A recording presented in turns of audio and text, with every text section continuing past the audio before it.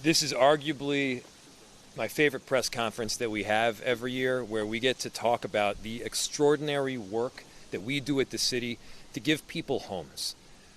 There's arguably nothing that is more important than giving people a foundation from which they can rise. And since 2018, we have invested over $400 million to make sure that people have an affordable home, a place where you go home at the end of the night, you rest your head on the pillow, you rejuvenate for the next day. Once you have that home, you can run with a great idea, you can get a job, you can become an entrepreneur, you can contribute so greatly to the city. But first, you have to have the foundation of a home. And Minneapolis is leading the nation in the work that we do to provide affordable homes in our city. We're producing about 8.5 times the amount of deeply affordable homes since just before 2018. We are making sure that we're focusing on workforce housing and that deeply affordable housing so that people who are experiencing homelessness have that next rung on the ladder to pull themselves out. And we have established some extraordinary partnerships that have helped us to do that. But to get there, we've had to execute a plan. And so first, it's around production. In 2025 alone, we have funded over 1,745 affordable units, with more than 230 of those units specifically for unhoused neighbors. Second, preservation. With programs like our naturally occurring affordable housing program, N4D, we have kept over 5,200 units affordable since 2018. That's keeping people in the homes that they already love. We want to make sure that the places that the people in these buildings make wonderful to begin with can stay. We want to make sure that these are preserved for the long haul. Three, we're closing some of the racial gaps that we see in expanding in homeownership. We know that white people are far more likely than black people to own homes. And by the way, that didn't happen by accident. That happened because over many decades, many generations, there were very intentional policies that prevented black people from getting loans, that redlined black people out of certain neighborhoods, that prevented them from gaining the necessary wealth building opportunity that every other community out there has, where they can then pass generational wealth onto their kids. And so we're providing down payment assistance, and we've supported more than 3,000 households in just the last few years. Four, we're a big renter city, and that means we need to be helping renters in a big way. A part of that is making sure that when in fact they're in the process of getting evicted, they have legal services that are set up to protect them. They are far more likely to be able to stay in their home and get the necessary premises improved if in fact they have a lawyer. And five, we've seen a 33% decrease in unsheltered homelessness and a 30% drop in families experiencing homelessness in the last year. Those are major wins. Now that doesn't mean that we're calling it a day, we're wiping our hands clean and we're moving on to the next thing. We know that doubling down again and again on affordable housing is some of the most important work that we do.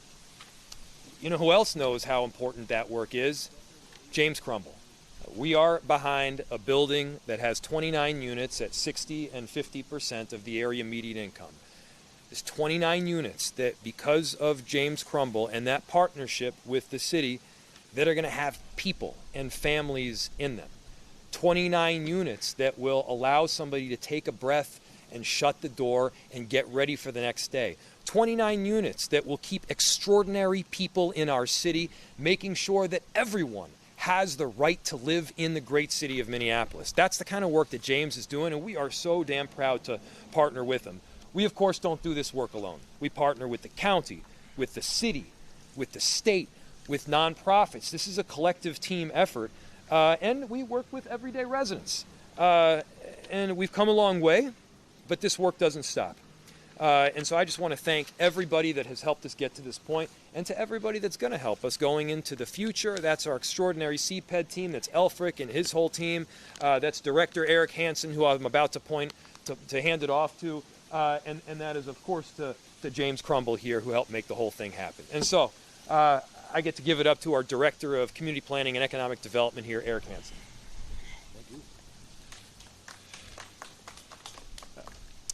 Good afternoon. I'm Eric Hansen. I'm the CPED director, and housing at the core of it is about people. CPED is working with the mayor to make sure that people have their basic needs met. They found safe, affordable housing throughout Minneapolis, and within this report that we issue annually is our report card on how we're doing to make sure that people in Minneapolis are housed. Not only do we look at people getting housing as a right and a basic need, we also look at it as a wealth development. The City of Minneapolis knows that we have a major diversity or disparity between black homeowners and white homeowners, and our Minneapolis Homes program is helping people find the wealth building opportunity of homeownership. We put over 100 people in homeownership this last year, which we also have in the report. And then it's the people who are working for us at the city. I want to say thank you to our housing director, Alfred Port, and his team that is here, Molly Just, Sherry Shoquist, David Mukanza, and Sameta Toga Scott, and then our partners, the Greater Minnesota Housing Fund, who helps us with naturally occurring affordable housing, and we have Megan here today.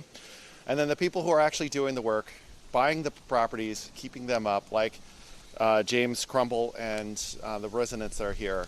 It's very exciting to be here today to talk to you about all of the investments we're making to make Minneapolis truly a place where you can call home. And with that, I want to bring up James Crumble.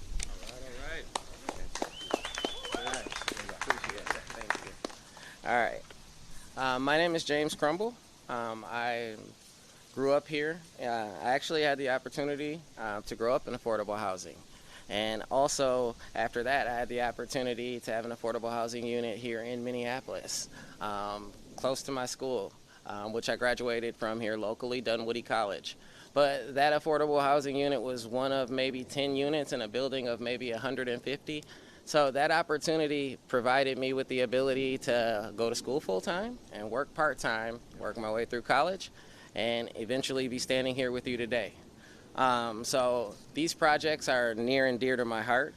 Affordable housing is very important to me because I believe that housing is a core foundation and the basis in which communities are built upon. Affordable housing is an element behind any thriving community. Affordable housing is vital in promoting opportunities within our communities. I have I'm very passionate about what I do. Providing these residents with the opportunity of a safe, stable, and affordable housing is near and dear to my heart. It wouldn't be possible without partnerships and incentives provided by the City of Minneapolis. It starts with the primary lender, which is Greater Minnesota Housing Fund. They have been a vital partner in all my projects. I have 67 current affordable units, all of which are at 60% AMI or below, with no market rate units at all. I'm currently in the process of working on another project that is 29 units, all of which are going to be at 60% AMI or below. They're larger units to accommodate larger families. The building is 100% handicap accessible. So those are things that we're trying to provide for the residents in our community. And I think that the partnerships with the City of Minneapolis and the Greater Minnesota Housing Fund, the tax incentives that the city provides, the Developer Technical Assistance Program, all those things play a great part in these projects being successful. It also takes residents as well. Providing these residents, they have children with the opportunity to have a stable home and go to a safe school and have somewhere to come home to, as Mayor Frey said, is essential. And this is our future. These children are our future. I was one of those kids. I see my mother in these residents. So that's what drives me to, build these relationships with the city and with the Greater Minnesota Housing Fund and develop these projects.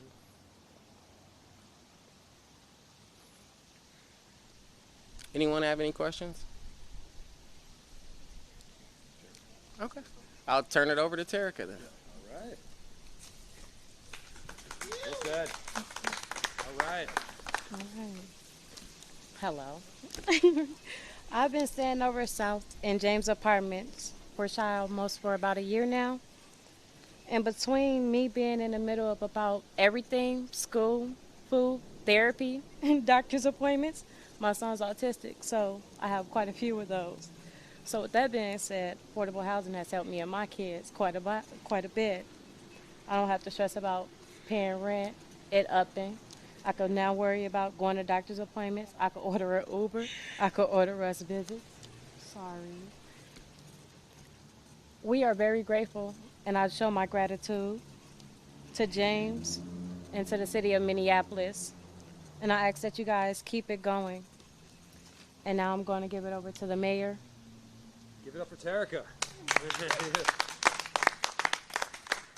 We'll open any questions you might have. The report talks about, financing twin homes, fourplexes, duplexes, variety of housing types. Is there any plans, any hopes to try to incorporate condos into that mix? So I'll turn this over to our director in a second here. Home ownership is presently, for far too many, something that is out of reach. Even I have been renting the same place for well more than a decade. And home ownership is difficult because it's a significant down payment. Oftentimes those units that are available are in the form of a single family home. And so we've done a lot of work to diversify the housing options that we have in every neighborhood, and also diversify the opportunities that you have to own.